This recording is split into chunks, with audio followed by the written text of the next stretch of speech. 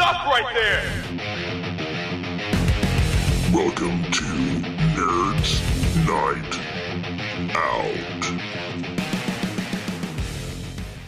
Out. I once had a job where I was working at a deli. Oh, yeah. Yeah. And I would say anyone that has a job, they become opinionated about a certain something. What's that phrase I'm looking for? Pet peeve? Yeah.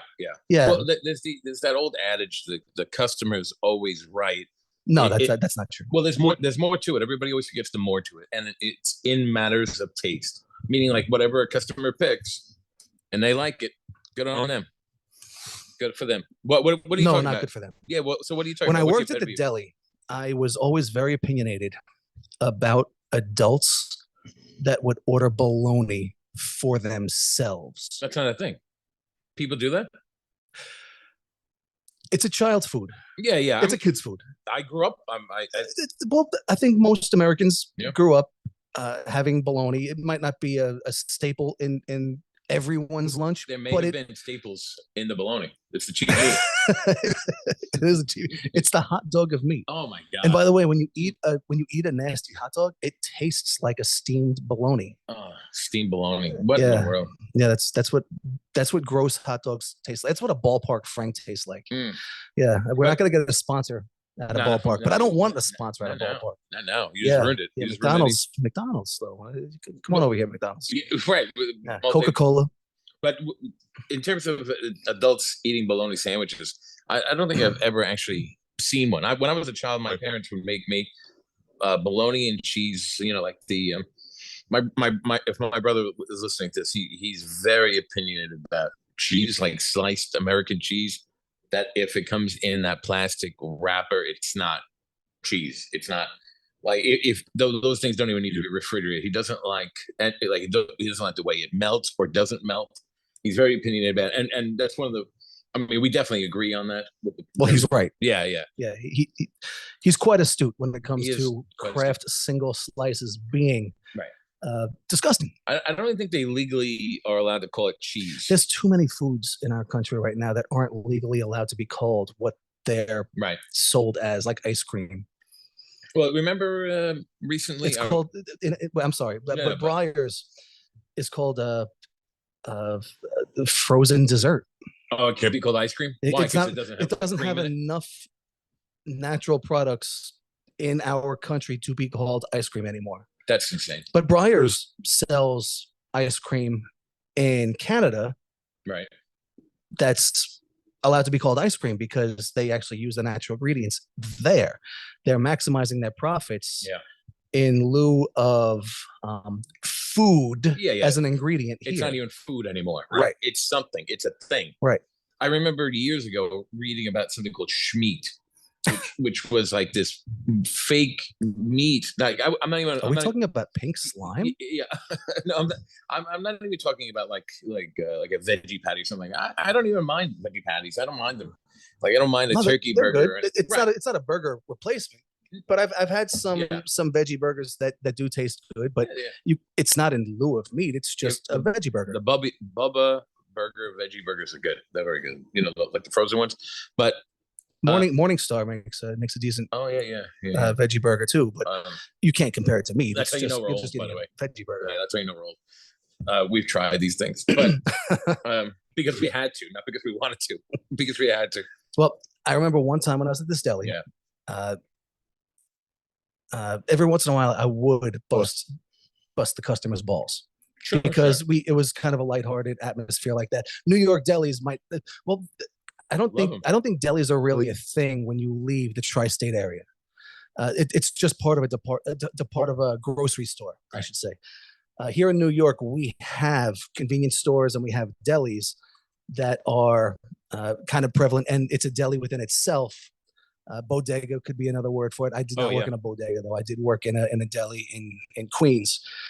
And one time a police officer came in on his lunch break with his partner, and he ordered a bologna on white with mayonnaise. No. And I bologna. I kept my mouth shut because Wait, I'm just bologna on white bread. bologna on white bread. How much is that in a store? How much would that cost in a store? I don't remember. I mean, way more than you pay, I'm 46 or 47 years old now.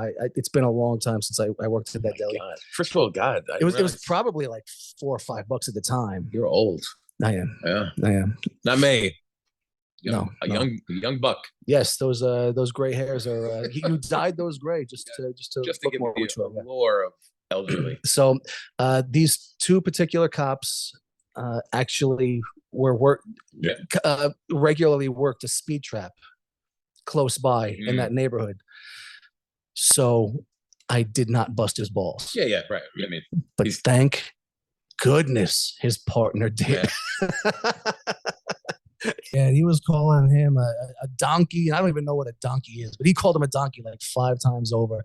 And it just made me feel good because I was able to laugh at this police officer, even though I wasn't saying anything. So I wasn't doing the insulting, but I was at least able to somehow take part in letting this cop know that bologna is for children. Yes. It's not for adults. I actually was definitely. I don't think I've ever seen an adult eat bologna. I was actually talking to a coworker this morning, and I said I don't judge people on anything. You whatever race, religion, ethnicity, whatever. I don't care. I don't care. There's not a lot of things I'll judge someone on. Sandwich is one of them, though. Your sandwich choice means a lot to me.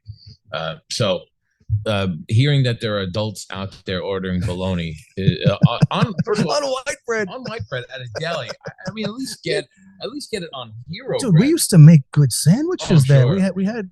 I'm just going to tell you the name of a couple of sandwiches. You can. Right. I'm sure if you have any idea what a tri-state area deli is, you're going to know that this is a decent sandwich. We had the steak sandwich. Yeah. Okay. We had the Godfather. We had the turkey bacon. It was turkey and bacon. It wasn't turkey bacon. I love turkey bacon. It was actually like, I think it was before turkey bacon was really mainstream, but it was a turkey sandwich with pork bacon and Thousand Island dressing. Oh, it was so good. I mean, I really don't know the chemical makeup of foods that you'll get at a deli, but when I go to a deli, that's like, to me, like real food. And these were all on Heroes. Yeah. And to our Midwest audience out there, no, it's not a hoagie. It's not a grinder. It's not a sub. These are Heroes. Yes. We eat Heroes for lunch here. Yeah, I don't know. That's how manly we are. I don't know what they eat in the Midwest. What do they call in the Midwest? Grinders. Oh, grinders. Yes. Hoagies and subs. Remember that episode of Family Guy where he joins Grinder app because he thinks it's just people eat sandwiches? No. But that's a funny premise though. Oh, I love it. But I tell you, the one thing I do not, and as an adult, I do not enjoy, and I only have one son that still enjoys it, is McDonald's. I'm not Mick what? Oh, sorry. McDonald's for proper pronunciation, right? We want to go for proper pronunciation. Are we talking about Scottish? Are we talking about the song? No, not old McDonald. Had a farm. No, he did have a farm, but McDonald's has lots of farms. But I am talking about McDonald's, the fast food multinational, multi-billion-dollar conglomerate. I think I might have heard of it. You might have heard of it? Yeah, I think I might have heard of it. Are we talking about the $2 billion company that's at the epicenter of maximizing profits by substituting food for chemicals that are literal loopholes in the legal definition of edible? Yeah, that's the one. McDonald's. Never heard of them. Yeah, I don't enjoy it. I always feel like crap after I eat it. Maybe because it's pure chemicals, right? I always feel like crap after I eat it, and shame. That feeling is half shame. Not eating anything edible. The other half is shame. Right. It should be. But McDonald's, I'll tell you, it nets $6.17 billion annually. It's worth $2 billion. Now, before we go any further, ladies and gentlemen, let me just remind you that just because we can say the number 2 billion doesn't mean it's a fathomable number, because I'm telling you that it's not. Right. We hear about the number 2 billion when we talk about, you might hear people talk about stocks, bonds, Bill Gates, things like that. But just to try to imagine what 2 billion is, as humans, we can't do it, and I'm going to explain to you how. Tom, I'm gonna try to think of something now that's very relatable to everybody, and it's small, so that we can think about it in a group. Let's talk about M&Ms. Okay. Everyone knows the size of an M&M and what it looks like to have about 10 M&Ms in your hand. All right. Let's do something like add a zero. I could do that. Okay. Now, can you fit 100 M&Ms in your hand? Probably not. No. Probably not. No. 100 M&Ms, you'd probably have to get a maybe. I'm gonna guess a pint glass. Hand? Yeah. No, not my hand. Yeah, I'm gonna say it's more than two hands cupped together. Even. Right. I'm gonna hands cupped together. And how high can I go without them falling over? So I'm gonna say no, not right. much. I'm going to assume maybe a pint glass. It would be maybe 10. It's going to be close to about a pint glass, but already we're starting to kind of lose it a little bit. Right. And all we've done was just add a 0 to 10. Right now we're at 100. Now let's add a 0 to that and talk about 1,000. What does 1,000 M&Ms look like? I don't know. I am diabetic. I would say 1,000 M&Ms might be what's relatable to be a bucket, a normal, let's say a aluminum bucket that you would find at the hardware store. Maybe that holds 1,000. It might hold more than 1,000, but let's say a bucket almost completely. Let's say a bucket about 2/3 filled. Can we say that? We can. Yeah, I think so. I don't. Yeah, I'm just trying to keep everything relatable to the audience. Yeah, let's add a 0 to that. 10,000. Okay. I'm lost. I really don't even know where to go with that. Right. And now then from 10,000 to 100,000 to a million. And a lot of people think that once you go to 1 million, the next step think that the next step is 1 billion, but no, it's 10 million. It's 100 million. And there's a big difference between 100 million and 200 million. just double that. And now let's say it's 100 million. 100 million is it already as an audience. I probably already lost you. Then we say 1 billion. We're already gone. 10 billion, right. Even more gone. 100 billion. And now we double it again, and that's 200 billion. It's an unfathomable number. Is what McDonald's is worth right now. There's a reason that McDonald's is that billion-dollar company that it is, and largely it's because in the last few years their prices have gone up something like 30%. That's like 10% every year. And I don't know if you remember when we were kids, you could get a meal like I think it was I used to get a 2-burger fries or cheeseburger, 2 cheeseburger fries and a drink, and the whole thing cost me $2.99. And I'm sure if you're even older than me, you're probably thinking, oh my God, $2.99, what a ripoff. I would have got it for $1 or something. But now a meal like that's going to run you close to like $15. So the prices are getting outrageous.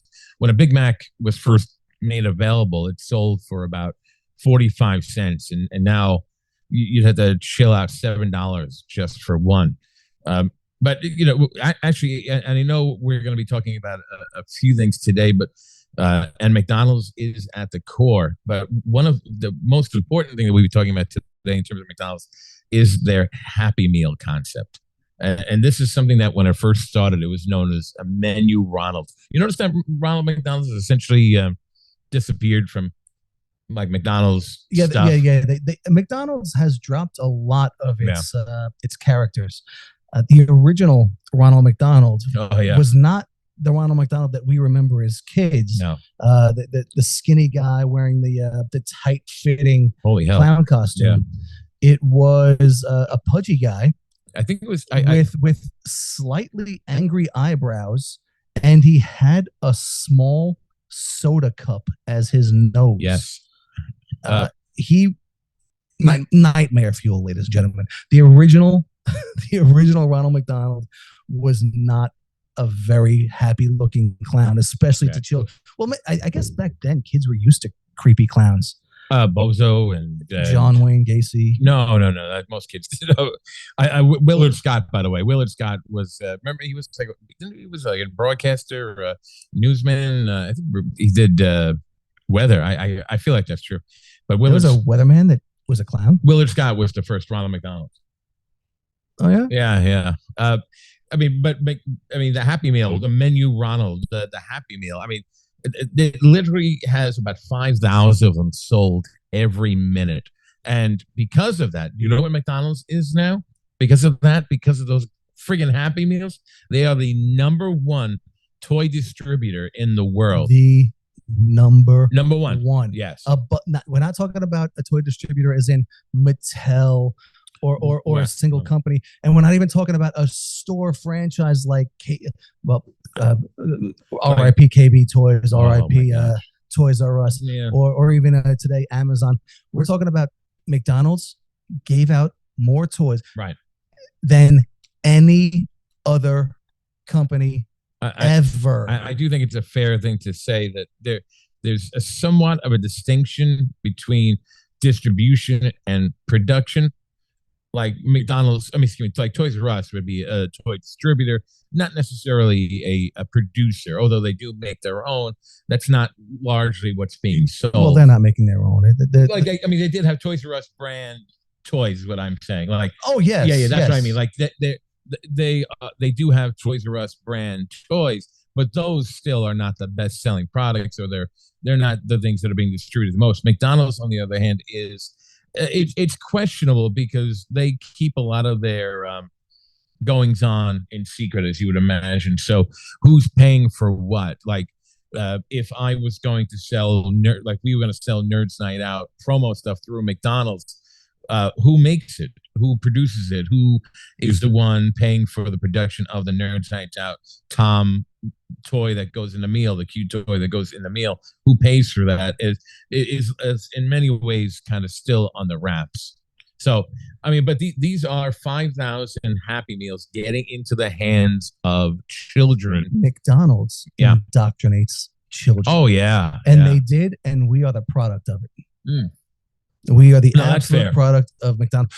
Happy Meals in themselves, playgrounds within the stores. So even on a bed, are they still around? I haven't been in McDonald's. I haven't seen one in a long time, but I think there still might be some outliers out there. Yeah. But it used to be normal practice to have the indoor playground, so that on bad, cloudy, rainy days, that's what we did. You would take your kids to the McDonald's playground.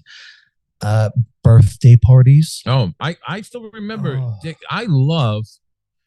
This is why I'm fat. I loved the McDonald's birthday cake that I remember very distinctly going to a birthday party when I was a child at McDonald's, because A, that's where I had my first cheeseburger, and B, they had a cake with Ronald McDonald like holding like balloons on it, and I remember digging it. I thought it was like one of my favorite cakes. Every McDonald's, as far as my research is concerned, every McDonald's to this day still has one cake in each restaurant ready to go. I heard that, like, you could go to like a drive up and you could order the cake. Yeah, I heard that. I guess we should test that. I don't know. I saw like TikTok videos on that where people were doing that. I mean, obviously, this is a lot. So it should come as no surprise, right? That a multi-billion-dollar company, which 20% of their daily sales include a toy, is going to be extremely influential when it comes to the success of a property that it chooses to promote. I was a collector, by the way. I don't know. I was a collector of these Happy Meal toys for a long time. When I moved I collected this, mostly the cups. You know, I like the cups. And actually, I'm going to come back to that in a little bit, because one of the movies that we'll be talking about in a little bit had fantastic glass cups that came out. But I did enjoy the toys, especially when Star Wars came out, like the episode 1, 2, and 3. I got the Star Wars. I got one Star Wars poster. When talking about McDonald's posters, there was one movie franchise. Well, not even a franchise. There was one movie that had several posters out that I really was into at the time. E.T. Oh, wow. There were 4 E.T. posters out. And I remember I was asking all of my family members, when you go to McDonald's, get me a poster. Just get me a poster. Right. And I asked my whole family. I only got the one that my mom bought me. No, I mean, no one got me the poster. Mrs. Q, good job. They would get the poster and they would give it to their own kids. My cousins. Sure. Well, I mean, having E.T. as a Happy Meal should come as no surprise. E.T., the Steven Spielberg directed film, that's a family movie. Obviously McDonald's is considered a family restaurant, so it should come as no surprise. It was a big deal. Oh yeah. E.T. was a cultural phenomenon. Yeah. And they're pretty like McDonald's goes hard. They go hard. E.T. went hard. E.T. was a great movie. Well, let me tell you, this was back when the time space and the time gap in between the movie coming out and it being available on for the public release, Betamax was like a year, and for some reason, E.T. held out even longer than that. I remember I was excited. Oh, I only have to wait about a year to get E.T. at home. We had to wait like 3 years or something crazy like that. It was ridiculous. And sometime in those 3 years is when they were having this whole poster promotion. I was psyched. It reinvigorated my whole love for E.T. at the time. Yeah, these cultural phenomenons, they sometimes they have a longer shelf life. I mean, I think that's what endears people a lot into the nostalgia of the 80s, where these like you had time to let it sink and discuss. I mean, I'm not going to compare E.T. to Madame Web, but Madame Web is the Sony like Spider-Man verse movie that came out. I don't know if you were following that, but it bombed. I mean, it was lambasted. It was terrible. It bombed. I think it came out in February, and it's going to be on Netflix in a few days. So, I mean, they don't give these movies time to even stick anymore. If it doesn't make its money in the first few days, they kind of take it out of the theater and just put it onto some kind of streaming service. But I mean, when it comes to these kinds of movies like E.T., like what we're going to be talking about, even when it comes to even well-established properties like Batman, these promotions can make and break some films. So the promotions themselves, the promotions themselves, the promotions that McDonald's conducts with these films in association with the film studios or cartoon, whatever it is that they're promoting, it's a huge deal. I mean, these deals sometimes take years to put together. Name one. Let's talk about one. Let's talk about 1989's Batman. Do you remember? I mean, how old, you're way older than me by a few months, and I mean, so we were young. What, like children. 11 months? Yeah, right.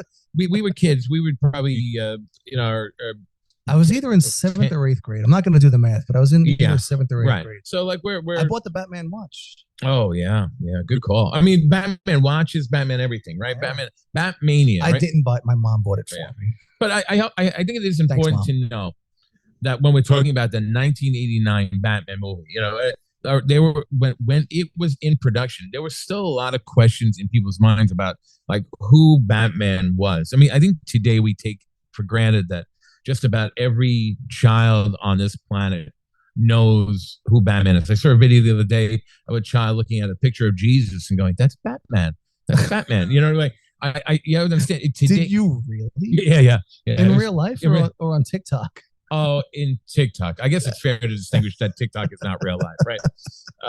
But you can follow me on TikTok at cosmiccomichistory.com. Oh, not com, whatever. Anyway, there goes my cheap promo. But I mean, Batman still by 1989 in the public's eye is still the campy kind of Adam West. It's my mom's favorite. It's my mother's favorite. I enjoy the hell out of it. I have a few of the figures. I get the whole series behind me. I enjoy it. I don't think. See, for my comic book fans out there, that by the 1970s into the 80s, Batman started to become something else. Like Batman really shied away from the Adam West, the light knight kind of stuff that we're used to, which is what the 89 Batman was to me. Not being a comic book fan, he was always the hokey, gray suited, lighthearted, pow, bam. Oh my God, zap, man, Jesus. And then there was the Michael Keaton Batman, right. and it opened up with the guy getting burned up by the Joker. All you see is the skeleton left over. It was fairly gory for a young audience. Yeah. I mean, well, to make the movie, Warner Brothers approached an animator turned director. You probably Tim Burton. Are you familiar with Tim Burton's work?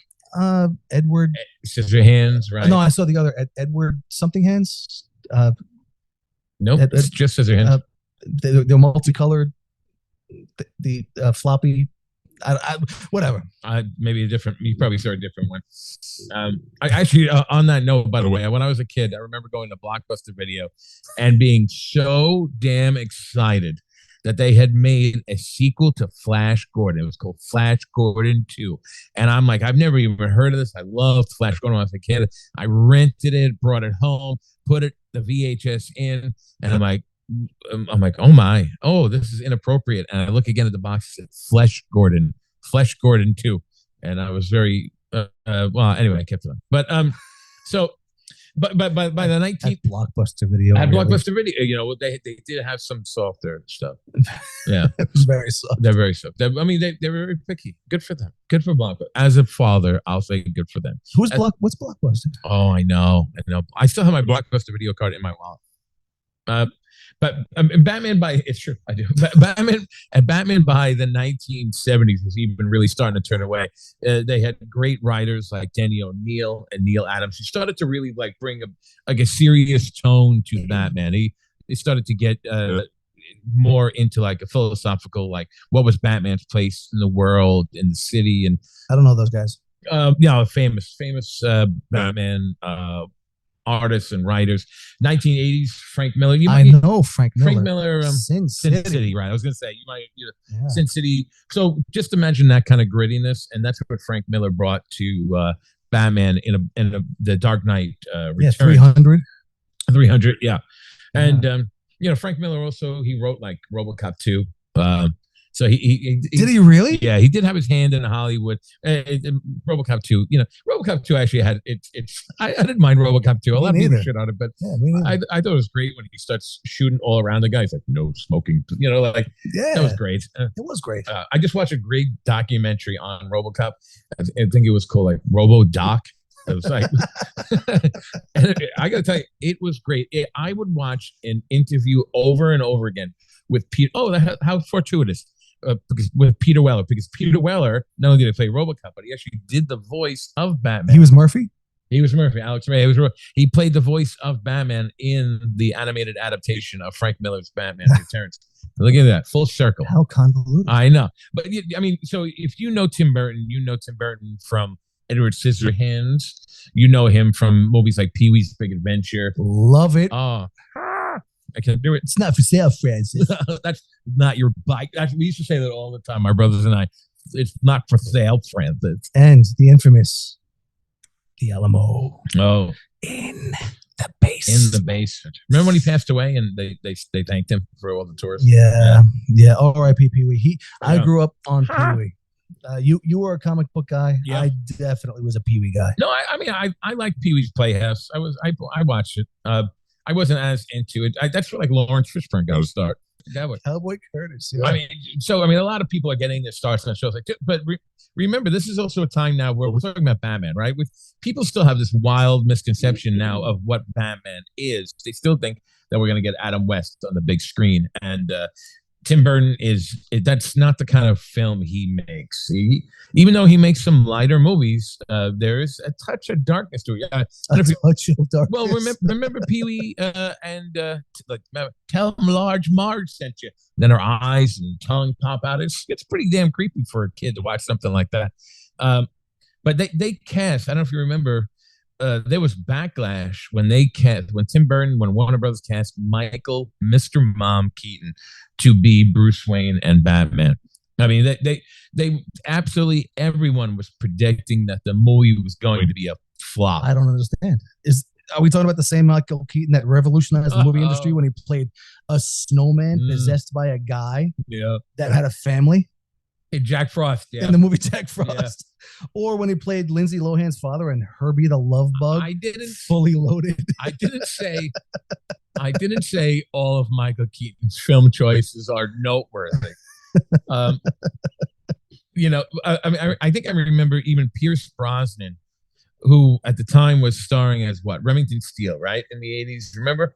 I never really picked up on Pierce until the night until he was James Bond. Yeah. Well, he was offered, or at least he was put up for the role of Batman. I don't know if he was offered or he was interested, but he turned it down. He just didn't get the idea of wearing like trunks on the outside of your pants.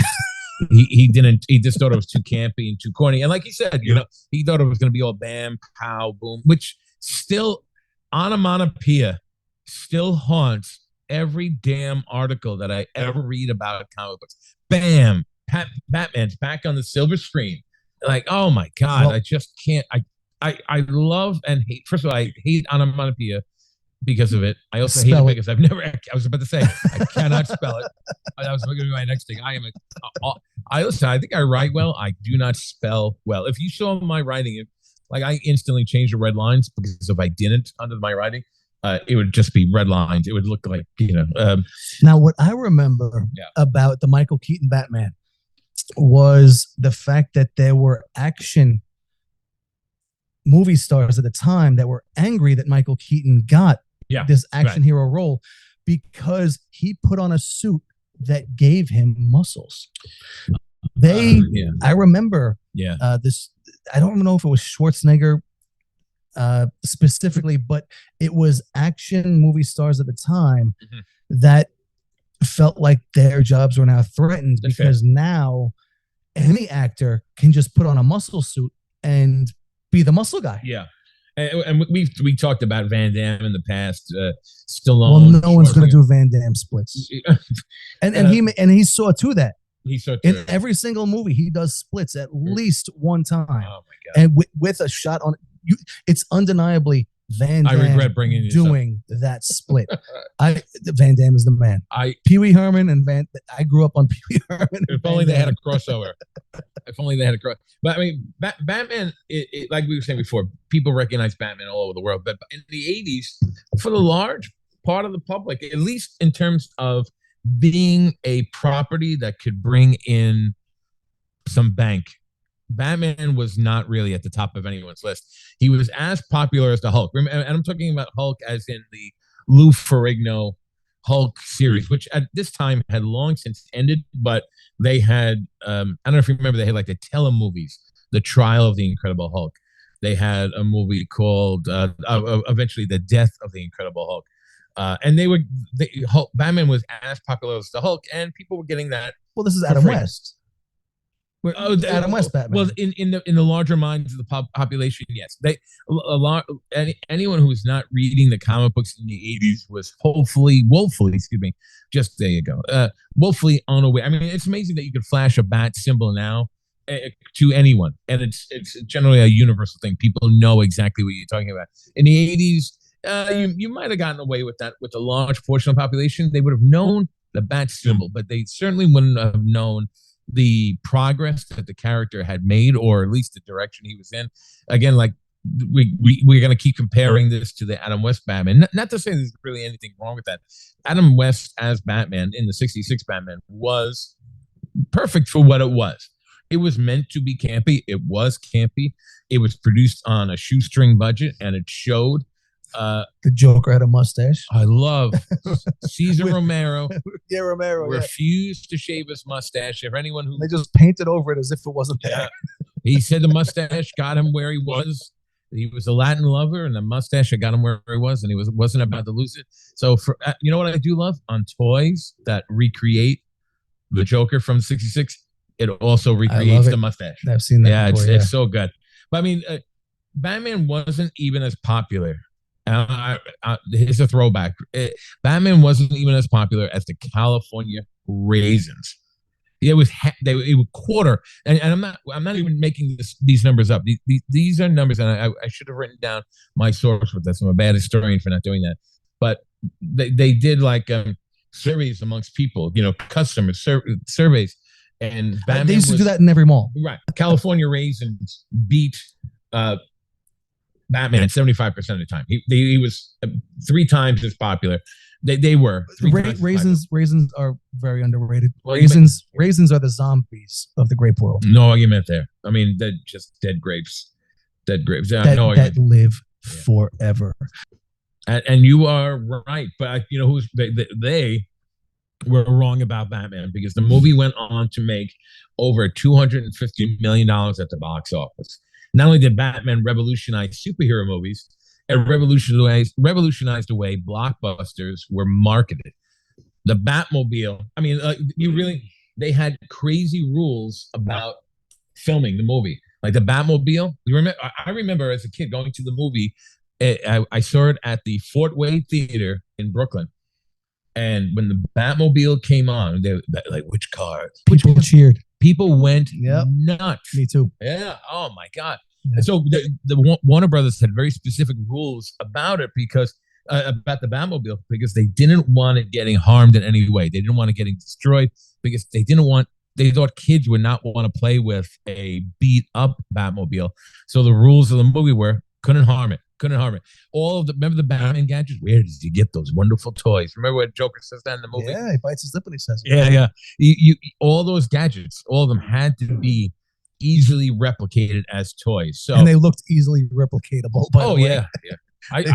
It's super simplistic by design. But damn, it worked on me, man. Batmania. We were kids. Oh boy, was I! I have a terrible story.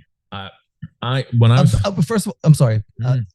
A two-dimensional Batman symbol is the terrible design for a grappling hook.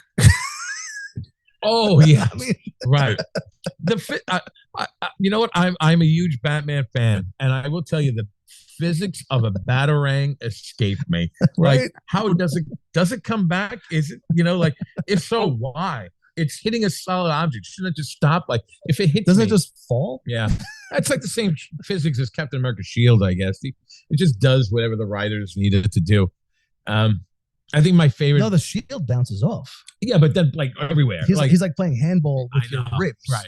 Against your ribs instead of a wall. That's what the shield does. The batarang there's all kinds of angles and curves and everything. Yeah. That doesn't make any sense. Practical. But Captain America makes much more sense. But by the summer of 1989, Batmania had taken over the country. Cards, video games, toys, shirts, everywhere. Even if the movie had bombed, which it didn't, even if the movie had bombed as they had predicted, the merchandising alone would have made up for it. The merchandise surpassed the film, almost doubling the amount of money that the film had made. I was talking like over $500 million. I had a Batman watch. Oh, you had a Batman watch? My mom bought me a Batman watch for my birthday, yes. I know for a fact, just like every other young boy at the time, I definitely got caught up in Batman. You know what?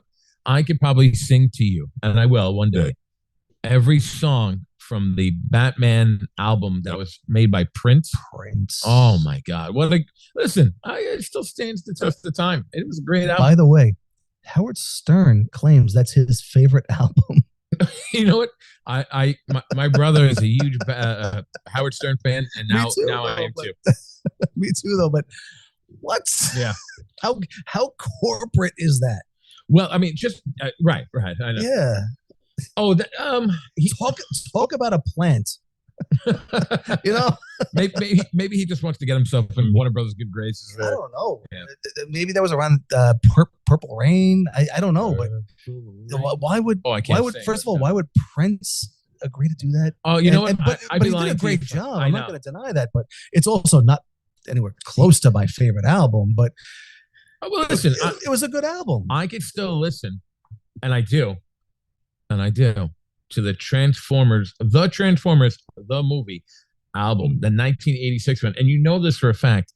I every year they visit New York, I go see the Cybertronic Spree, which is a band that dresses like the Transformers, and they play a lot of like 80s hair band, but largely soundtrack to the Transformers, and I go crazy. I absolutely love it. I look forward to seeing them Sunday. Yeah. I've seen them twice so far, and I dig them. And I listened to them. I bought their shirt. Listened to Ravager. Great album. I feel like this is a point where I should say my favorite. Okay. Movie soundtrack album. Yes, go ahead. Yeah. Judgment Night.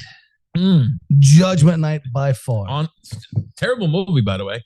Not that great. Not that great. Yeah, Yeah. but the soundtrack, rap and rock together can't go wrong, right? Yeah, man. Biohazard and Onyx. Onyx. I love that they became great friends after that. Did they though? Oh, I think so. I think they toured. They did tour together. Yeah, though, yeah. I mean, they toured for years. I hope they did. You know what? If they didn't become friends, that would totally ruin it for me, because I want to believe that they became friends, and I think that just is so cool. Well, you know what, Tom? To make you feel better, I'll just let you know that whenever Evan from Biohazard would open up an Oreo cookie, he would give the half with the cream to Sticky Fingers. Oh, I love Sticky Fingers. Mm-hmm. You know, there's two reasons I like Sticky Fingers. One is Judgment Night, Onyx. I loved Onyx. I like a lot of people love Slam. Remember Slam? Yep. I think I remember Slam. But the other reason I like it, Sticky Fingers actually went on to play Blade in the. I don't remember when Spike TV first started. GTFO. Yeah, he played Blade, and there was a Blade TV. I took me a second to realize. He played Wesley Snipes? No, he played Blade. Wesley Snipes also played Blade. Wesley Snipes. No, he was. Yeah, tell me he was playing Wesley Snipes. Although on the third film, Wesley Snipes did not respond to anything other than Blade. So when they were talking to him they were talking to him. They'd be like, Wesley. Well, he's a character actor. He would go Blade, and then he'd respond like, "Oh God." He's a character. We should. You know what? I have an idea. Okay. I'm sorry. Method actor. Method actor. That's what you know. But I mean, these things are successful, and no doubt, 1989's Batman was a monumental success for Warner Brothers. And of course, anytime there's success in the industry like this, they're going to try and repeat it. So they had. They got Tim Burton to return, and in the second movie, they gave him far more creative freedom. Like he was able to make Batman's suit, because Batman has had hard nipples ever since he took on Mr. Freeze. Yeah, yes. Talk about smuggling California raisins. Oh my God! That you can't see it, but he's patting himself on the back. Dad jokes aplenty. And a callback to the California raisins. But yes, thank you for the call. But just so you know, yes, eventually Batman does get the nipples on the suit, but it's not in Batman Returns. Does that mean now his suit is harder? His suit stops bullets. It does stop bullets, but his nipples push through it. But the story behind the nipples is that the creative team behind the later movies, Return and Batman and Robin, were trying to emulate like your Greek kind of Greek statues. They were meant to look like Greek gods. That was the idea. I thought it was so that it deflects the bullets in random directions. That was a different movie. But when 1992's Batman Returns came out, it took a lot of people by surprise, and it should come as no surprise, because I'm very open about this. And if you followed cosmic comic history, you know that I talk about this quite often, and I'll stand by this to the day I die. Batman Returns, of all the Batman films that have come out, and there are lots, whether you're talking about animated or live action, Batman Returns to me is still one of my favorite Batman movies, if not my favorite Batman movie. It was. By most people's standards, the Batman Returns, the sequel, was admittedly a little darker, right? And if you remember the first movie, Jack Nicholson's Joker, I mean, like you mentioned, he kills a lot of people. He fried that one guy. I got a live one here. He fried him, but the violence in the second movie was greater by far. I mean, the Penguin murders the Ice Queen in cold blood by throwing her off the roof. Queen in cold blood. Oh, you know what? I didn't even realize the pun. I did not even realize that. Look at that. I swear to goodness, I didn't realize that. But I mean, she was the Ice Queen. She was like, but Batman doesn't save her. Catwoman at the end of the movie gives Max Schreck, who, by the way, Max Schreck is named after. Remember the Nosferatu, the old zombie movie. Vampire. Not vampire. Yeah. I said zombie. I meant vampire. He's named after the actor who played Nosferatu in that movie, Max Schreck. Gives Max Schreck a big kiss before electrocuting him, frying him in a disgusting moment. And but it really is. There's this one thing, and hopefully we'll edit this right here in the graphic when you're watching this, or if you're listening to this. There's this great scene in Batman Returns when the Penguin, played by the lovable and delightful Danny DeVito, has this kind of like black goop that is in and around his mouth, and that made McDonald's stop promoting the movie. I'm sorry. Did you say Catwoman kissed Shrek? Max Shrek, not the. That's hot. That's hot. Here, kitty, No, get in my belly. No, that's a different Shrek. Did you know that the McDonald's collectible glasses that were Shrek themed contained cadmium? Well, all right. I mean, they were recalled because of that. Yeah. Because cadmium is very dangerous for human consumption. So, ladies and gentlemen, just to make this clear, do not go on eBay and buy one for $40 with fast free shipping. Do not do that thing. Don't do that because they are available now. Make sure you don't go on eBay and buy this collectible for $40. Right. Fast free shipping. Do you have? And now you're gonna go online. You're gonna look up. No, don't do that. Shrek McDonald's glasses. You're gonna see Q selling them. There was this great line when they were talking to Tim Burton about it, and he said, "I think I upset McDonald's." They asked, "What's that black stuff coming out of Penguin's mouth? We can't sell Happy Meals with that." And really, we can't sling this pink slime with that ugly guy eating sushi because he's chewing with his mouth open. By the way, sushi is probably the most natural food that McDonald's would have ever sold in like the last 50 years. They're angry at the Penguin eating fish, fresh fish, when these guys are selling not food. I mean, by most people's standards, the Penguin was like a really like a disgusting. Well, he chews with his mouth open. No, but beyond the chewing with his mouth, and he open, talks when he's chewing. There's sparks are flying, but the sparks just happen to be like a fish brain, a fish eyeball. It really is odd that that choice of black goo really. If you are a believer in causality like I am, that even like the smallest thing makes a huge difference. It really is the choice to have black goo in the Penguin's mouth that really will change the course of the Batman franchise forever. All because of the black goo. Speaking of goo, there's a Redditor that said that he left chicken nuggets out in the sun for a few days and they turned into a liquid. And then other Redditors claimed that they recreated that experiment and it turned into goo. It turned into some kind of liquid. Yeah, I mean, I think the fried part stayed a shell with what they described. And the inner part turned into some kind of a liquid by leaving it out several days in the sun, in the hot sun. Isn't there like an art exhibit or installation somewhere that has like a Happy Meal? It has a burger and fries. That's it, and it hasn't changed shape, color, anything. Yeah, there was one. Yeah, it was. I think it was 14 years. It was 14 years in a jar. It was a burger, 14 years in a jar, and in 2013 they opened the jar. It was a college, and let the jar circulate throughout the classroom, and everyone took a smell, and everyone said that it did not smell bad at all. It didn't smell rotten or funky in any way. I guess in order for it to rot, like you would need like things eating it, and I guess maybe these things are not interested in there's so many chemicals. It's not. That's what's being implied here. Yeah. Okay.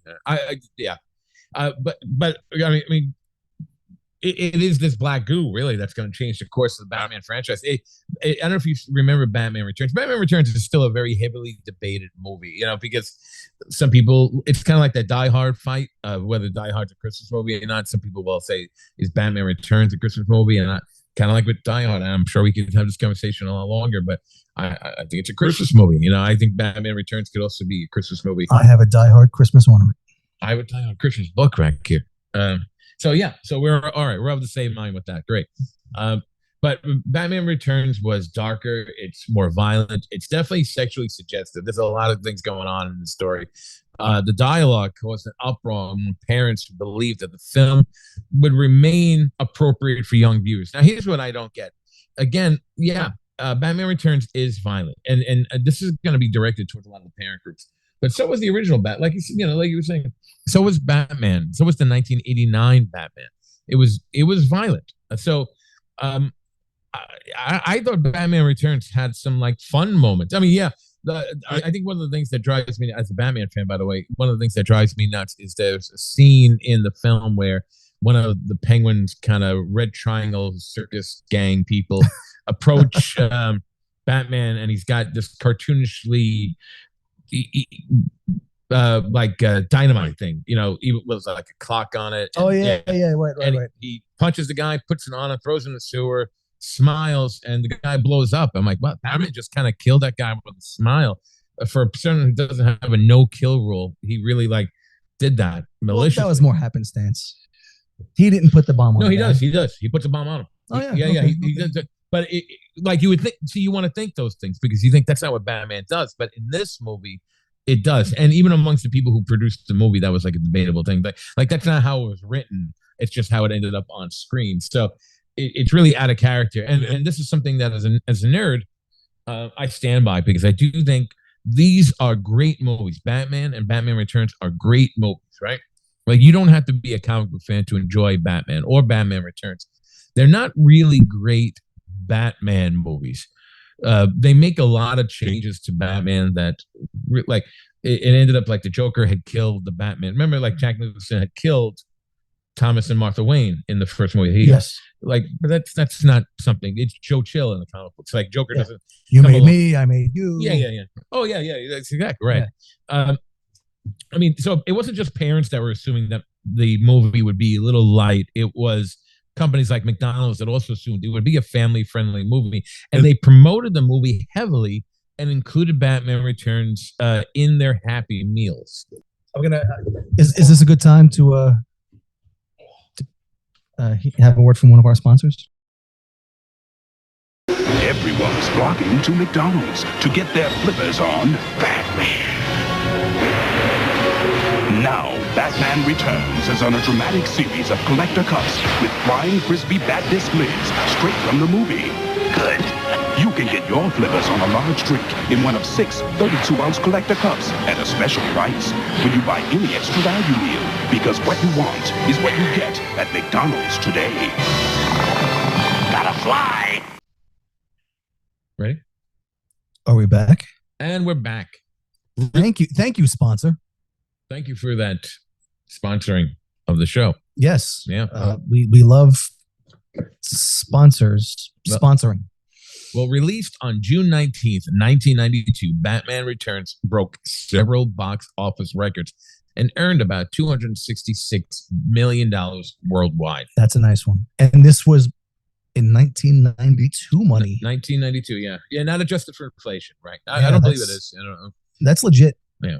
That's legit. I mean, I just want to, I'm going to mention this now because I want to come back to it in a little bit too, but the 1989 movie also inspired the creation of a new cartoon called Batman the Animated Series. I remember it. Yeah, I mean it hadn't aired at this point yet, even though the sequel is now out. It's only a few months away from airing. I think June is when this movie comes out, and December is when the animated series comes on.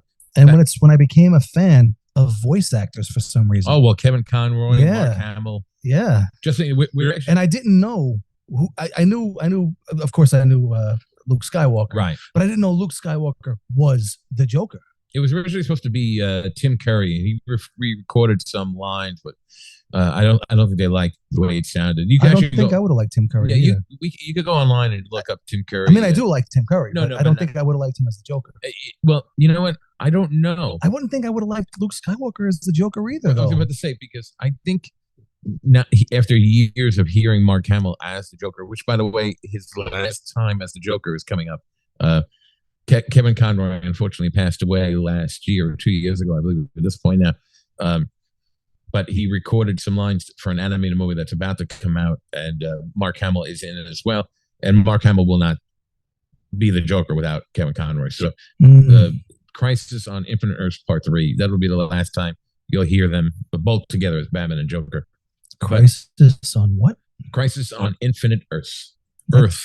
That sounds like a really long story. Well, they broke it in with way too many characters. This is what we talked to Den X Media about. Remember that? Remember, I tried to get you to read it, but it was so hard. It was such a long homework assignment. I tried to get my wife to watch X-Men 97 the other day, and she's like, I don't understand what's going on. There's so many characters, I don't know who they are. So I would imagine that's exactly how you felt too. Yeah, it was rough. Even though Batman Returns is still a hit, and we're a few short months away from getting the animated series on, I think it was Fox Kids.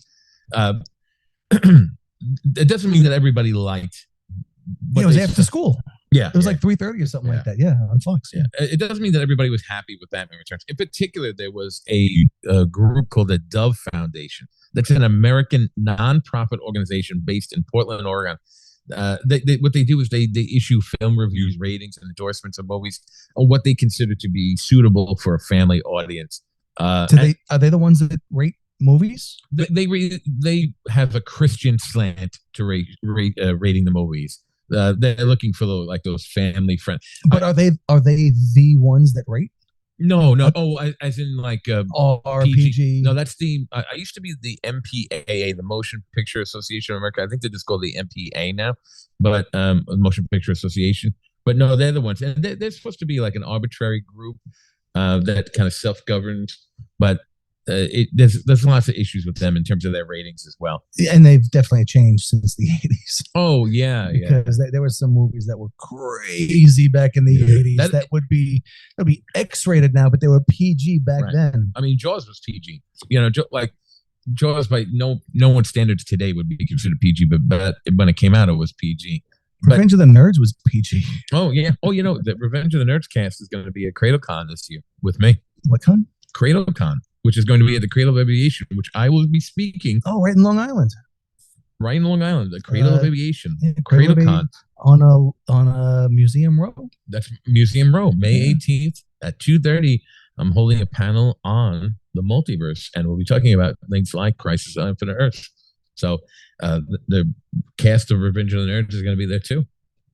So you stay for the nerds and come see me, a nerd, a different nerd. Is Booger gonna be there? You know what? I'm not gonna. I don't think I've ever seen Revenge of the Nerds.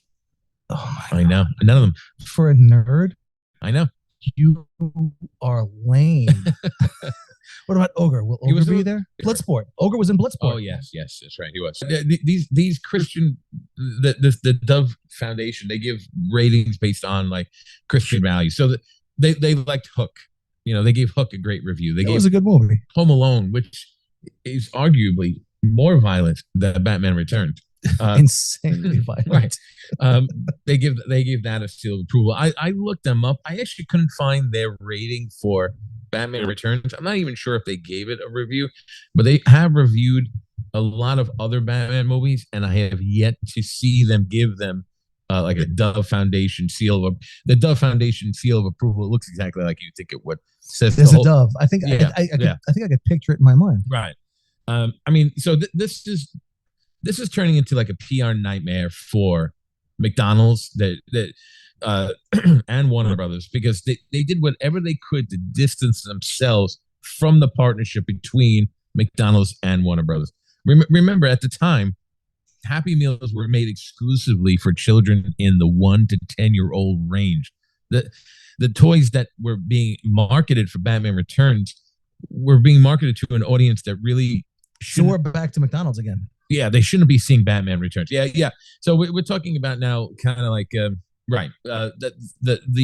impact that the parent groups are pissed. Dove Foundation is pissed that their children, 1 to 10 years old, are being marketed these salacious, grotesque characters from Batman Returns. And when this kind of hits the press, both Warner Brothers and McDonald's are really going to do everything they can to distance themselves from each other. And I'll explain how they do that in a minute. Yeah. California has banned these free toys. Right. Recognize the indoctrination of children that McDonald's is doing. But McDonald's now only charges 10%, which is probably the actual cost to produce that toy. What I mean is, California, you're not allowed to give a free toy anymore because the state of California recognizes the indoctrination of children by McDonald's. So the loophole is to charge a minuscule amount of money per toy. Oh, so they're charging a small amount. Okay. Right. Which is probably the actual cost of the production of that toy. Generally, yeah. Actually, I was trying to look that up. Depending on what you're talking about, you are looking at really about like 10 cents. Right. Yeah. So hopefully the child making that toy in a third world country gets paid in cash and not Hello Kitty whistles. And hopefully that child's parents told him or her to take the cash equivalency instead. Yep. And to any child laborers out there listening, take the cash. You can trade that cash for Hello Kitty whistles or food. You get to choose. Yeah. All right. Why Hello Kitty whistles though? What else are they making? Nike? Yeah, don't get paid in the Nike that you're making. Get paid in the money form of the Nike. This way you get to choose whether you want to get the Nike that you're making or food. Yeah, food's good. Yeah. So don't get paid Real food. in the product that you're making. Right. Get paid in cash. These are children that we're talking to, so we have to make sure that they know what's going on. Understood. Yeah, these are 8-9-year-old kids using their little fingers and these big industrial machines. So let's just make sure we teach them to take the cash and don't get paid in the product that you're making, because you can trade that cash for food. That's how cash works. But McDonald's tried its best to distance itself from its relationship to the Batman Returns film by saying we're not promoting the Batman Returns film. We're just promoting this idea of Batman as a character.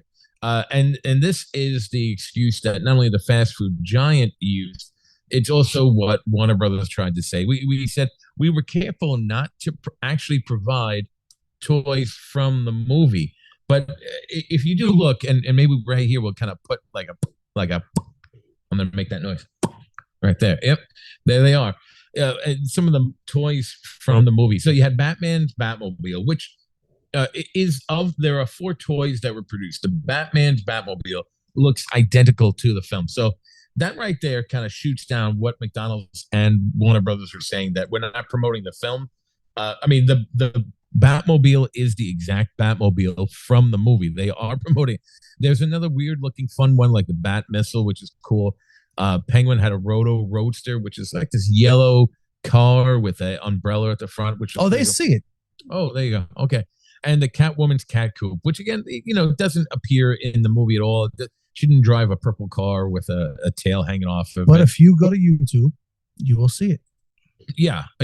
But the Batmobile is very clear. They also had like these great Batman Returns themed cups, which I remember because the tops were Frisbees. I don't know if you remember. The lids were supposed to be Frisbees, which were pretty cool. And on those cups, there were now bear in mind the cups are for everyone at McDonald's, not just children. So no one had an argument with the Batman Returns cups. It was the Batman Returns Happy Meal toys that were being marketed directly to children. That was the problem. And now both Warner Bros. and McDonald's are saying we're not promoting we weren't promoting the movie, we were just promoting Batman as a character, but it's BS. Of course it's BS, A Dove spokesperson said parents trust McDonald's, which is a really bad idea, by the way. Right? Why would any this is back in the 90s when everyone knows McDonald's is just promoting childhood obesity. If you are a parent putting your trust into a multi-billion-dollar company, you have misplaced that trust. Okay, so he said parents trust McDonald's. So why is McDonald's promoting a movie to little kids that's filled with gratuitous is not a word, gratuitous graphic violence? And I guess it's a legitimate question to ask. Why is McDonald's now the parents trusting McDonald's? Stupid statement. No one should be trusting McDonald's. But the idea that there is graphic violence in the movie and McDonald's is promoting it, that's something else. So one of the McDonald's people came out and said that the objective of the Happy Meal program was to allow young people to experience the fun of the Batman character. It was not designed to promote attendance at the movie. It was certainly not our intent to confuse parents or disappoint children. I wasn't disappointed. I loved it. The objective of the Happy Meal program was to allow young people to experience the fun of the Batman character. It was designed to promote the character, not the movie. Right. Yeah. Which is stupid. It doesn't make any sense because everything is. I mean, McDonald's at the time even had like flyers saying like McDonald's is the home. It is like Gotham City. You know what I mean? Like McDonald's was calling itself Gotham City, so it was very clearly designed to promote the film. It's a core belief of mine that inherently any company that puts its profits on the forefront of its priorities is going to be inherently evil. That's fair, right? So why would any parent actually put any kind of corporation, especially a corporation as large as this one, that is this successful, in charge of the ethics of their children? When I don't get it. When a company this big has only gotten to this size by putting itself first. Right. I mean, and they don't. I mean, they might deserve your money for their efforts, but they certainly don't deserve your trust. Yeah. And even respect to in a lot of ways. Yes, they've gotten as rich, as powerful as they are, but really, morally, at what cost?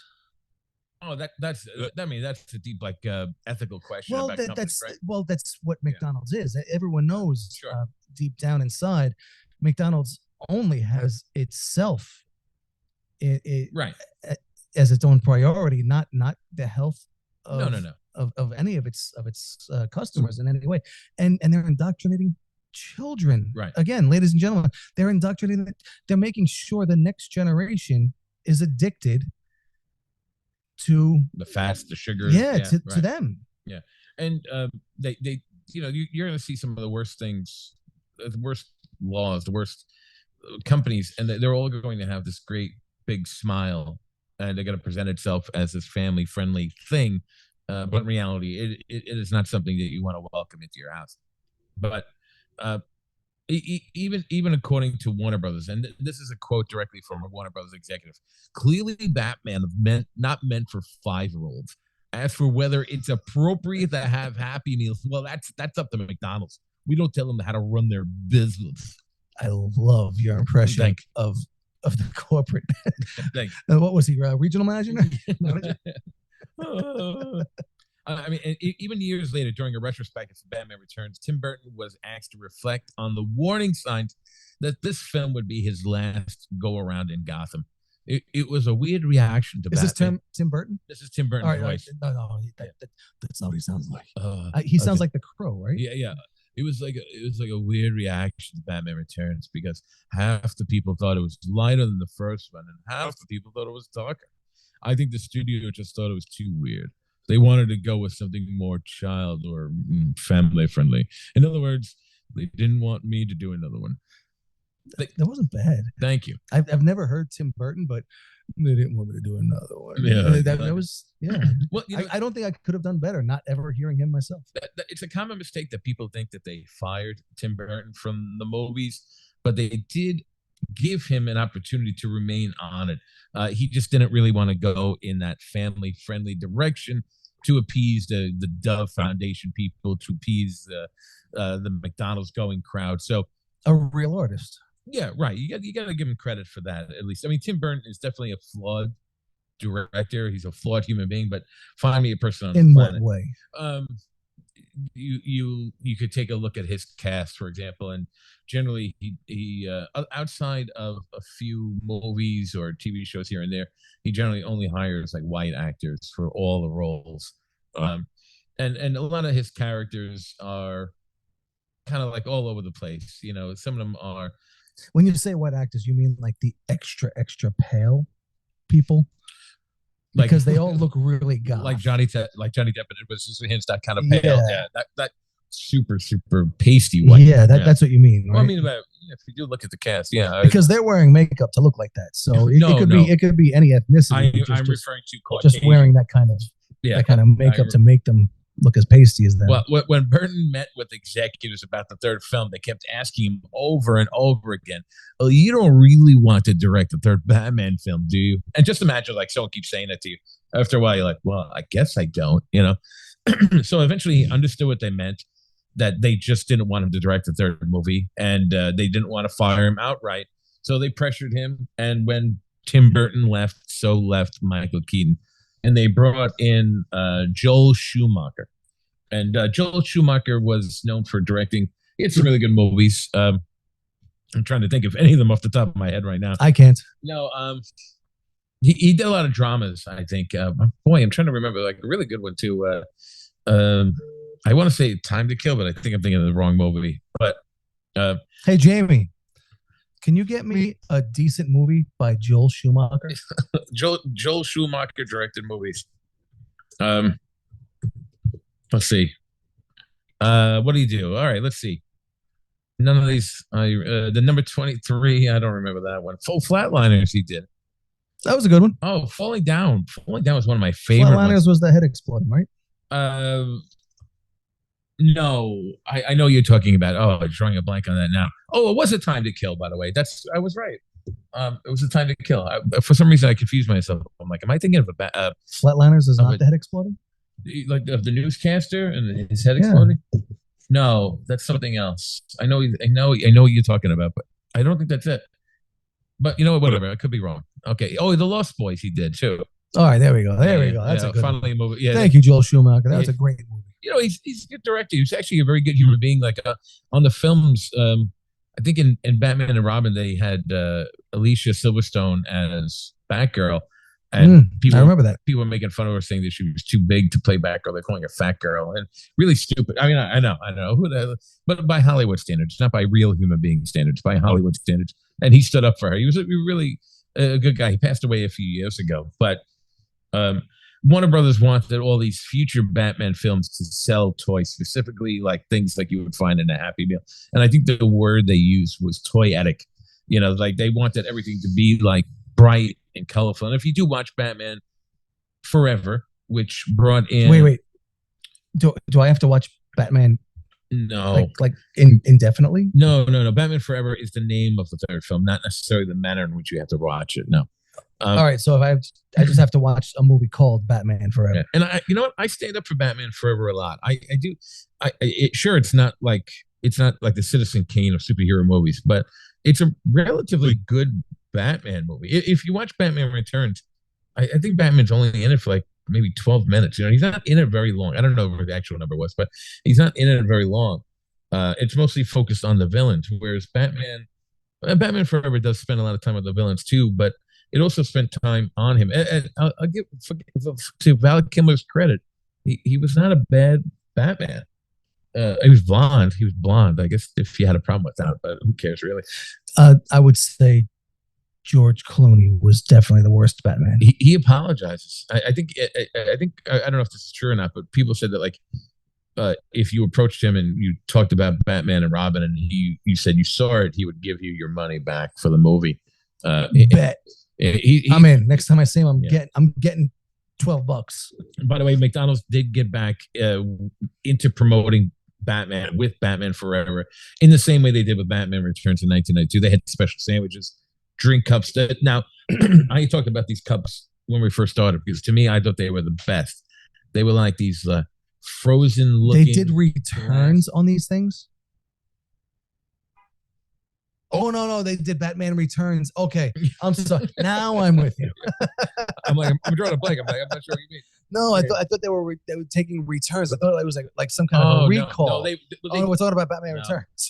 They did. I mean, after all the negative feedback from the Batman Returns kids meal toys, they did discontinue the whole thing. You could go online now. They don't sell for much. You could get all 4 of them for like $11. By the way. They're not really all 4 of the Batman Returns toys. Okay, now with you having said that, McDonald's was here this whole entire episode trying to walk on eggshells about looking squeaky clean when we all know that in my core belief they're an evil corporation. Right. That's right. Because they put profits first, so that makes them inherently evil. And here's poor McDonald's afraid of bad PR when they use bad PR to their own advantage whenever they can. Tell me if you remember this. This silly, crazy woman that sued McDonald's because her coffee was coffee temperature. Oh yeah, I remember that. This whole sentiment gets me so angry. First of all, this wasn't some Karen or member of a Sue Crazy movement when this happened. She was a 79-year-old woman. She received third-degree burns. A reminder to the fans out there that a third-degree burn is the worst of all the degrees. The first being a sunburn, the second being blistering, the third being loss of flesh. Yeah. These burns were to her genitals. Yeah. She was sitting in a car trying to put some cream in her coffee. She was sitting in a car. It burned her genitals from her inner thigh to her other inner thigh. Now, water can literally only get to a certain temperature using heat alone. That temperature is 212 degrees Fahrenheit. It's possible for liquid water to get hotter, but only when pressure is involved. In other words, that's as hot as water gets unless you use a pressure cooker. McDonald's coffee machines at the time went to 210 degrees. Mm-hmm. Water boils at 212. We can say that this water was boiling hot. Coffee is not served. Boiling hot. Right. Now, the staff was formally told to never put the coffee maker up to that setting because of the potential injuries it can cause. While lots of employees just turned the machine up every morning and just cranked it up to max because who cares? They then served it in a flimsy paper cup with loose lids. Do you remember those flimsy paper cups with the lids? Plastic, The lids were hard to get on. Once they got on, they were never really on all the way. It felt like it might have snapped on, but it never really did. 700 people were officially injured by McDonald's irresponsibility. But this poor woman got the worst injury by far. Third-degree burns from thigh to thigh that needed full-blown skin grafts and reconstructive surgery because the burn fused her labia together. And believe it or not, she only asked McDonald's for the cost of the medical procedures. McDonald's brazenly denies her request and then decided to go on a smear campaign against her. She was only asking for her medical bills to get paid. Right. And they go out. And I remember the smear campaign. Do you? Oh, yeah. I remember everybody like making fun of this, that she was suing. This was like, back in the 90s. It was the definition of a frivolous. Yes, lawsuit, man. right? Yeah. Yes. And I remember every single radio talk show was covering this thing, and they didn't cover it for just one day. This was news. Yeah. They would make fun of her for such a long. It was 2 Jerry Seinfeld episodes. Oh yeah, yeah. It was every single talk show. This poor woman was the subject of ridicule everywhere in American mainstream. This is when she decided to sue, and she was only granted $2.8 million. Terrible. But I mean, this is true. I mean, this is part of that evil corporation. You know, Absolutely. Right. But this is why when you find out like companies like or found people like the Dove Foundation are saying that families should put their trust into these companies. I just don't get it. I don't know how they could say that honestly. And I don't promote your Christian values, promote whatever values you want, but if you're saying that McDonald's has a obligation, that Warner Brothers has an obligation to families, then you as the foundation should also have that same kind of obligation. And you should not be telling people to put your trust into a company like McDonald's. It's just foolhardy to say the least. But like I said, when it came to Batman Returns, the McDonald's eventually does pull those toys from the film. But in the later films, I think in 1995's Batman Forever, and I can't remember exactly, but I think Batman and Robin also had Batman and Robin. If you remember that one, Batman and Robin is really weird. That was another Clooney, right? Yeah, that's where it goes off the rails. I mean, that essentially introduced. If Tim Burton had stayed on, we would have got some pretty cool things, in my opinion. We would have got a return of Catwoman. We would have got a Billy D. Williams. Remember, Billy D. Williams was in the original Batman as Harvey Dent, and we would have got him as Two-Face. Instead, we got Tommy Lee Jones as Two-Face in Batman Forever.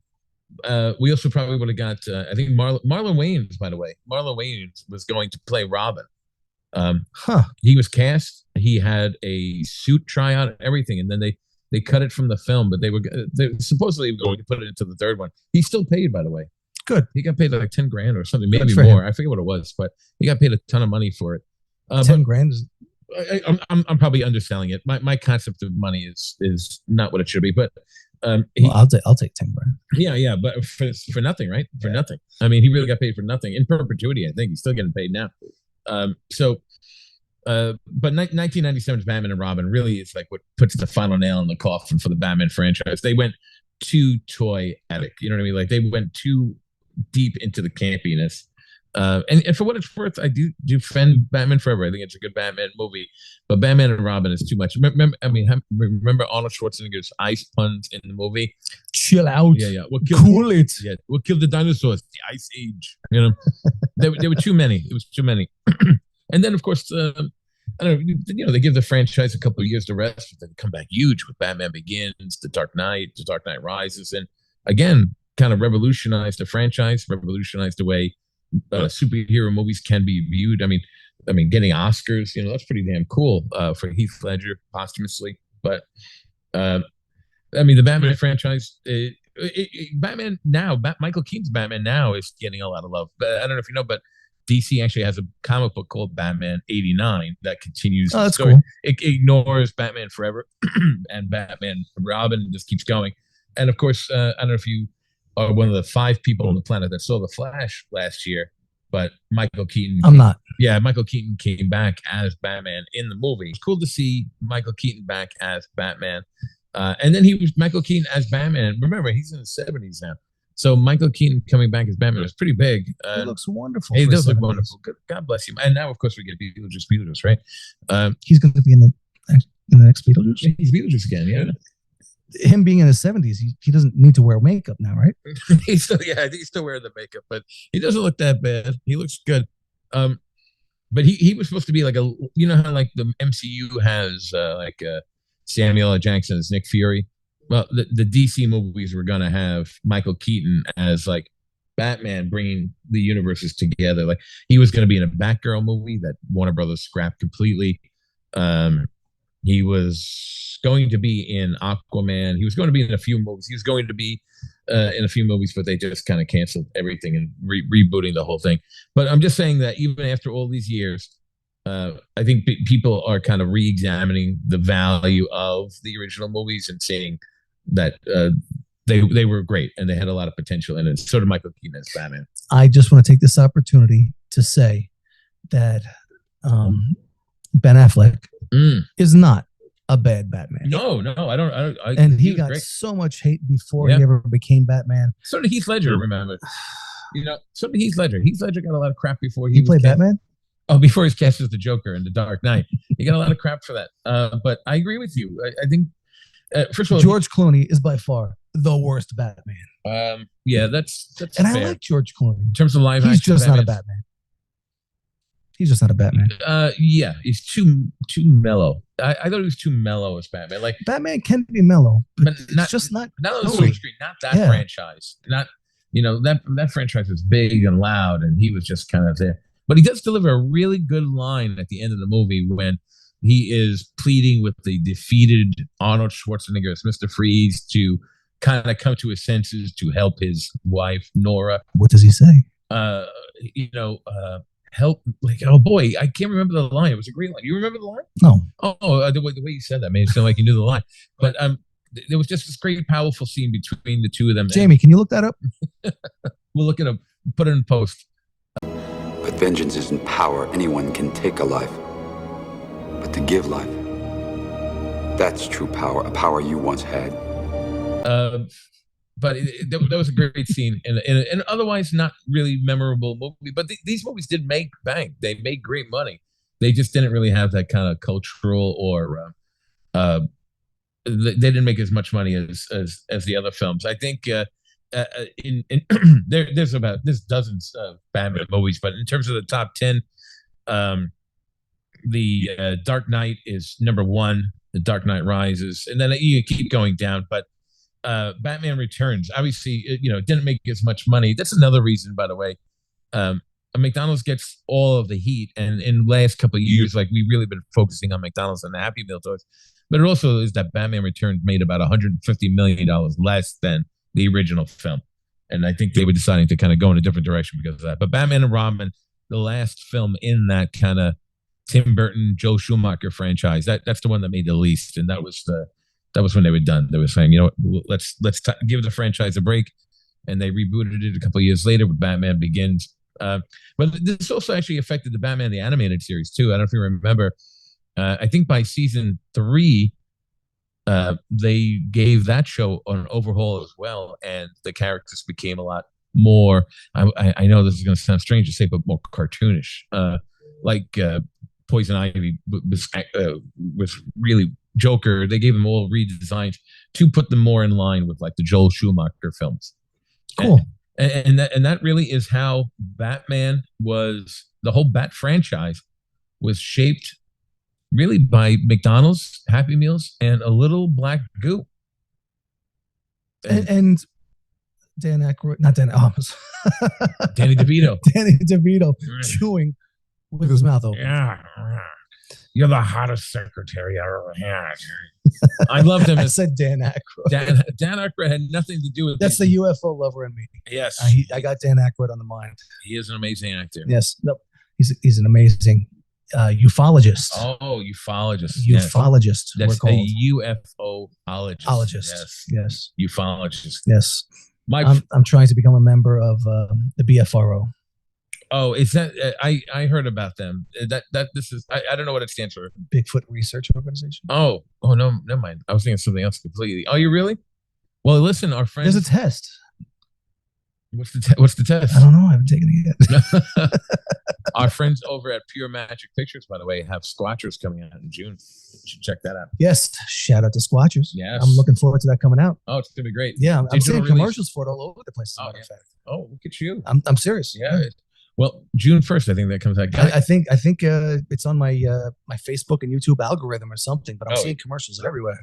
Well, I hope you guys enjoyed our deep dive into Batman and McDonald's and everything else that came along with it. If you have any ideas for something that you would like to see us cover on Nerds Night Out, be sure to reach out to us at nerdsnightoutpodcast@gmail.com. Hit us up on the YouTubes, on the Spotifys, and Apple Podcasts. Yes. And you could find me at Cosmic Comic History, where I talk about nerdy things all the time. And you can see me, I'm not sure when this is going to air, I don't know, but you can see me May 18th. Or if you did see me May 18th and you had a great time at CredoCon, I hope you learned a lot, and I hope you enjoyed the panel and seeing the people from Revenge of the Nerds and other. Larry Hama is going to be there, great comic writer from G.I. Joe, great stuff. Or was there? I don't know when you're listening to this. I don't know the tense. All right, and this is Tom, and that's Q, and we are Nerds Night Out. That's the last thing I want to say. I'm sorry. I was like a bushwhacker. Deuces, everybody. Double deuces. Oh, you got me again. Quadruple deuces. Oh. That's a thing. Stop right there! Welcome to Nerds Night Out.